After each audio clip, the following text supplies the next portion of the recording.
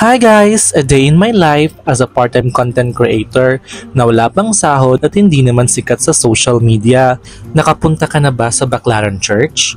Opo, kasi ngayong araw po, nandito tayo sa isa sa mga sikat at one of the oldest church in the Philippines. Kunting kaalaman lang, kinikilala ito bilang Baclaran Church o Redemptorist Church ng mga karamihan.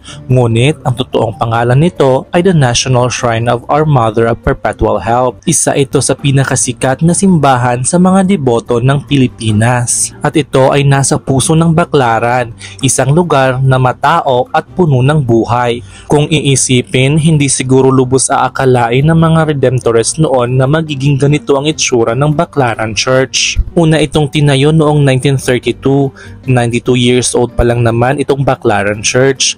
Imagine, sobrang old na pala ito na hanggang ngayon hindi pa rin mawawala ang debosyon ng mga taong pumupunta dito. As first timer sa Manila, I make it sure na mabisita ko itong Baclaran Church.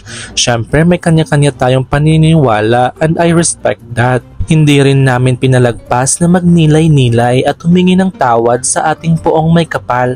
Nagpapasalamat din kami kasi nabigyan kami ng pagkakataon na makita at mabisita ang simbahan na ito. Iba talaga yung dating sa akin sa pagpasok ko pa lang, napakasagradong lugar at puno ng pag-asa at pagmamahal.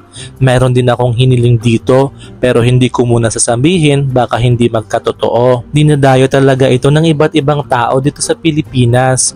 Yung faith talaga nating mga Pilipino can move thousands of mountains. Sa mga may balak bumisita dito, pumunta na kayo kasi accessible na naman siya sa LRT station. Yung exact address niya ay Redemptorist Road, Baclaran, Parañaque, Calakhang, Maynila. Ito pala yung schedule nila everyday. I-pause nyo lang yung video for your reference. Remember lang that the Baclaran Church, they are not accepting baptism, wedding, confirmation, and funeral since they are not a parish. If you have questions, you can just visit their Facebook page.